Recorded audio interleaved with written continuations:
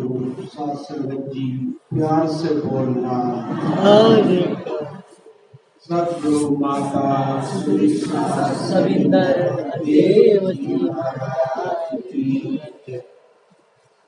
और पैसा संगत जी, पूर्ण सतगुरु माता सुदीक्षा जी इस युग के अवतार है।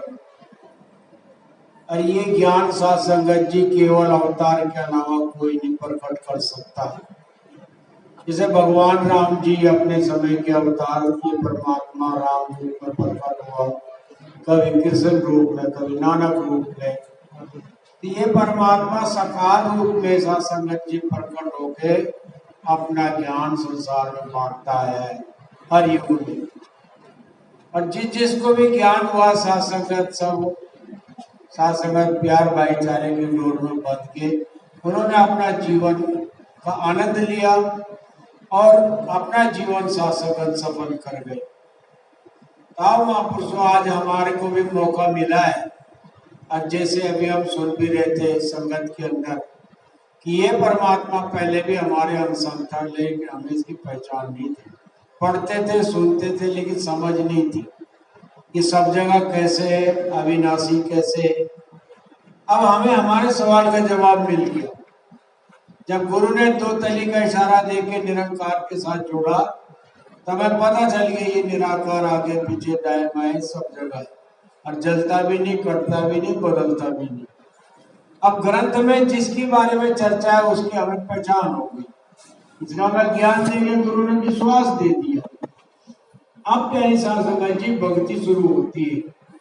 तो भक्ति प्यारी साध संगत जी जैसे जैसे जिसकी होती है तो फल वैसे मिलता है। जैसे हम सबको खेत मिल जाए, अब जैसे जो मेहनत करेगा तो खेत तो फसल वैसे ही देगा। साध संगत अब कोई कम मेहनत करेगा तो खेत ने वैसे ही देना है, और जो अच्छे ढंग से करेगा साध संगत जी भरपूर फसल लेता है। यही बात भक्ति में लागू होती है। आओ महापुरुषों कृपा करो, गुरु का काम है ज्ञान कराना, अज्ञान मिटाना। लेकिन हमारा काम साथ संगत जी उस ज्ञान मार्ग के ऊपर पढ़ के लाभ लेने वाली बात है। तो ये मानव जन्म भी साथ संगत जी लाभ लेने के लिए मिला है। अरे यही बात को बार बार साथ संगत जी सारे संत महात्मा कहते आए कि मानव जन्म सबसे श्रेष्ठ जन्म है इस संसार के अंदर। मानव से सारे नीचे है सारे प्राणी, केवल मानव के अंदर परमात्मा ने इतनी समझ दे रखी है ये सत्य की जानकारी प्राप्त कर सकता है। और आज ही हमारा सौभाग्य है कि ये ज्ञान हमारे हिस्से में आया है। हाँ साथ संगत जी, ये ज्ञान हिस्से में आया है, अब इससे लाभ लेना है। तो यहाँ पे सबसे पहले तो ज्ञान को समझने के लिए हमें गुरु ने साध संगत दे रखी है। ये साध संगत के अंदर एक से एक यहाँ पर ज्ञानी विश्वासी भाई बहन जिनको ज्ञान हुआ है और अनुभूति हुई है और जो इसका लाभ ले रहे हैं, आनंद ले रहे हैं, जब हम उनके विचार सुनते हैं तो साथ संगत इस बेरंगे बेरूपे के ऊपर भी हमारा विश्वास मजबूत हो जाता है। ये दिखाई नहीं दे रहा लेकिन है, इस आवाज दिखाई नहीं देती लेकिन है। हम ये नहीं कह सकते कि आवाज दिखाई नहीं दे रही तो है नहीं, हम ये नहीं कह सकते आवाज दिखाई नहीं दे रही तो है नहीं, है। ये निराकार चीजें हैं। एक आकार वाली चीज है, एक निराकार है। आकार वाली चीजों को हमारी आंखें देखती हैं, निराकार चीज को केवल हम महसूस करते हैं। इसे आवाज को महसूस कर रहे, सुन रहे हैं ना, ऐसे सारा मन दिखाई नहीं देता लेकिन महसूस करते हैं। हमारा मन वहां गया, अच्छा सोच रहा है, बुरा सोच रहा है, तो ये हम महसूस करते हैं, इसको भी देखना बोलते हैं।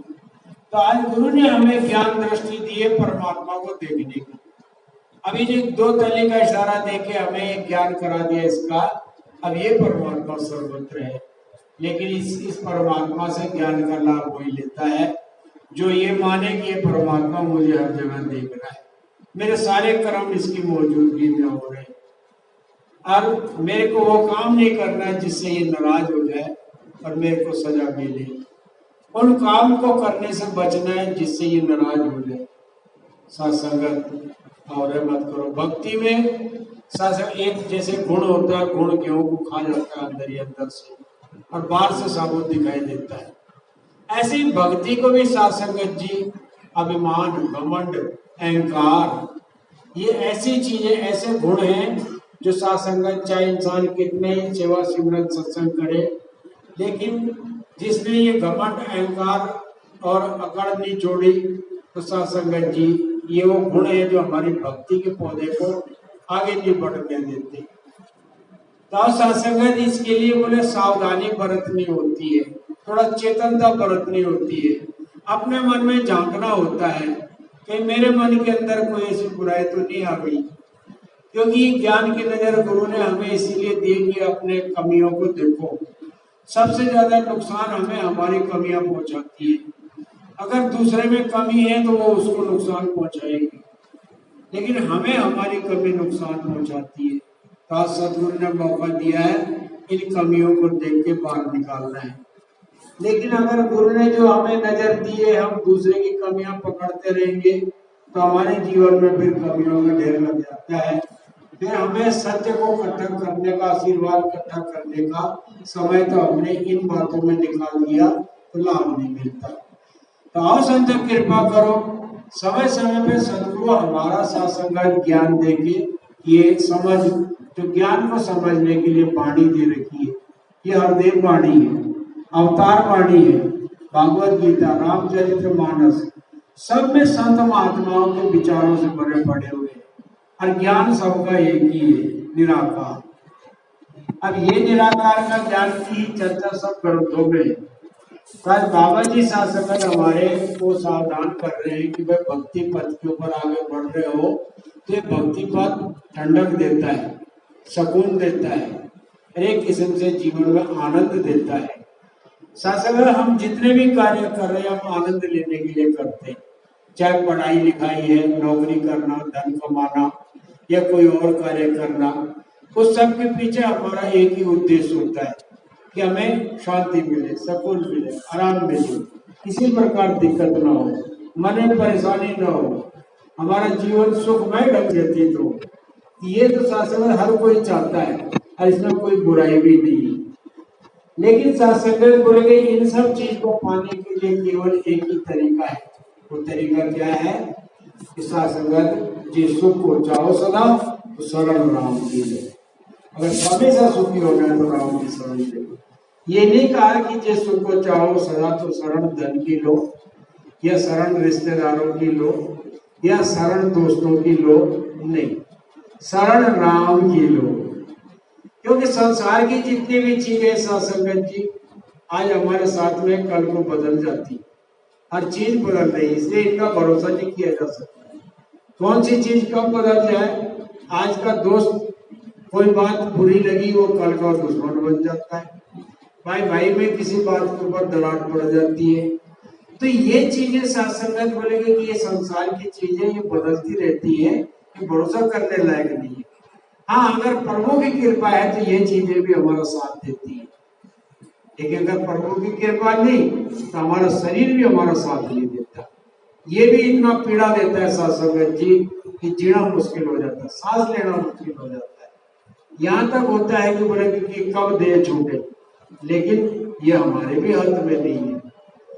इसलिए सत्संगत जी इन सब बातों को भगत समझता है कि गुरु के ज्ञान की रोशनी में, ज्ञान रोशनी का काम करता है, अज्ञान अंधकार का काम करता है। अब अंधकार में तो कौन सी चीज कहाँ पड़ी दिखाई नहीं देती। इसी प्रकार अज्ञान में सही क्या है गलत क्या है समझ ही नहीं आता। अब जब ज्ञान जो गुरु ने दिया उस ज्ञान को समझने के बाद से हम संगत आते हैं तो ज्ञान की समझ बढ़ती रहती है। लेकिन अगर ज्ञान को समझने के भाव से नहीं आते, चीजों को लेने के भाव से आते हैं, तो सत्संगत गुरु के दरबार में तो माया भी है, चीजें भी है। अरे देता है, ऐसी बात नहीं कि नहीं देता, खूब देता है, जितनी माया चाहिए ले लो। तो मायापति के पास में माया की कोई कमी नहीं, लेकिन वो माया सत्संगत जी हमें बरमाती है। माया से कभी भी इच्छाएं सत्संगत पूर्ण होती नहीं। 100 इच्छा पूरी हो गई, एक नहीं हुई, मन उसमें दुखी हो जाता है। तो दुख कहाँ मिटा? दुख तो बना हुआ है। सत्संगत जी ये सब दुख कब मिटता है? जब बोले प्रभु के आश्रय हो जाओ, परमात्मा को अपना आधार बना दो। जब हम परमात्मा को आधार बना लेते हैं तो साथ संगत जी जैसे पहली क्लास, दूसरी क्लास, तीसरी क्लास, चौथी क्लास, वो एक एक क्लास को बढ़ता चला जाता है। साथ संगत जी मास्टर टीचर बोलता है हाँ समझ आ गया इसको, आगे मजबूत इंसान बन जाता है। अब जो साथ संगत जी इन सब बातों को नहीं पढ़ता वो कमजोर रहता है, वो फिर बहुत परेशानी के अंदर झेलता है।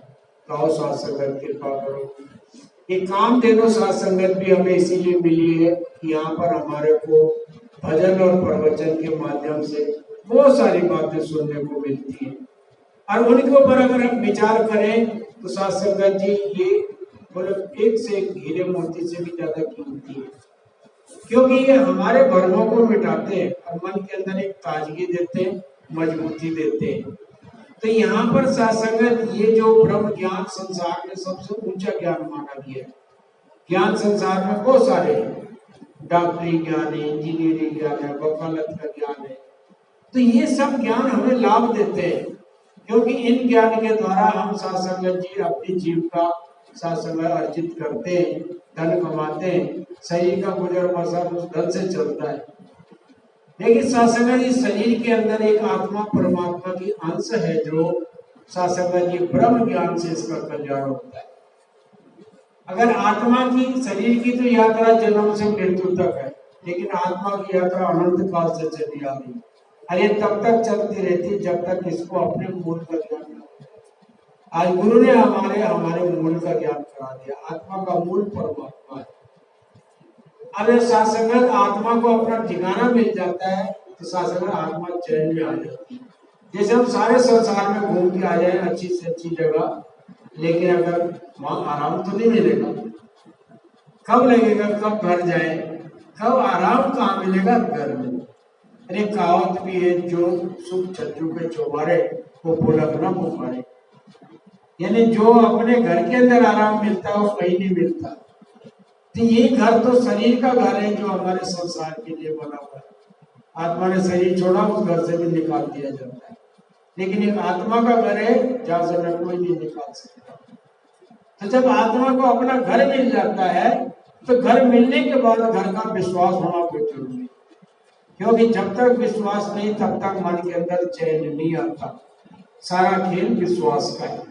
तो आज गुरु हमेशा इस ज्ञान को समझने के लिए साथ संगत दिया। तो हमें चीजें भी चाहिए, क्यों नहीं चाहिए। जैसे बिना पानी के नाव नहीं चलती, तो बिना माया के भी साथ संगत जीवन नहीं चलता। तो हमें माया भी चाहिए, लेकिन बोले वो माया चाहिए जो हमें भ्रमित ना करे, वो माया चाहिए जो हमें साथ संगत जी डावाडोल ना करे, वो माया चाहिए जो साथ संगत जी हमारा काम करे नौकर की तरह। वो माया नहीं चाहिए कि जिस माया के प्राप्त करने के लिए मेरे मन में बुरे विचार पैदा हो, छल कपट की भावना पैदा हो। वो माया तो डुबोने वाली है।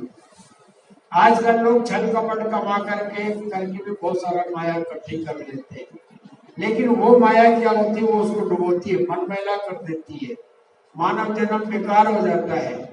जैसे सासंगत शीशे में धूल आ गई तो चेहरा नहीं दिखाई देता, ऐसे ही इंसान के मन के अंदर पहले विचार आते हैं तो उसको सच और झूठ का पता ही नहीं चलता, अच्छा और बुरे का ज्ञान ही नहीं रहता, तो वो फिर बुराई की तरफ बढ़ता चला जाता है, मानव जन्म उसका बेकार हो जाता है। तो साथ संगत, यहाँ ये सात संगत हमें इसलिए केवल सत्संग गंगा है, इसमें जो नहाते हैं पापी से पापी भी पावन हो जाते हैं। पावन किसने होना है? मन ने। एक बाहर का धोबी मैले कपड़े धोता है, लेकिन गुरु मैले मन को धोता है। साथ संगत जी, काम, क्रोध, लोभ, मोह, अहंकार, घृणा, नफरत, वैर, ईर्ष्या, द्वेष, ये सब मन की मैल है। अरे ये मन की मैल कहाँ मिलती है? यहाँ पे। गुरु धोबी, शिष्य कपड़ा, साबुन सृजनहार, सुर्त शिला पर धोइए निखरे रंग। गुरु धोबी का काम करता है, ये मैले मनों को धोता है। और ये कभी भी साथ संगत जी ये पाप पुण्य नहीं विचार करता। मैल भरी कपड़े में कितनी धोबी करता नहीं विचार, गुनाहगार के गुनाह बख्शते कभी न थकता बख्शना। बोले गुनाहों की जिसका न कुछ हो सुमार, तेरी मेहर से होता है पल में पार। हो अंबार लकड़ी का थोड़ी सी आंच, पल भर में सबको कर देती राख। अंधेरा हो चाहे गले से घना, जले तीर्थ पर में होता फना। बोले यूं ही तेरी बख्शिश के प्रताप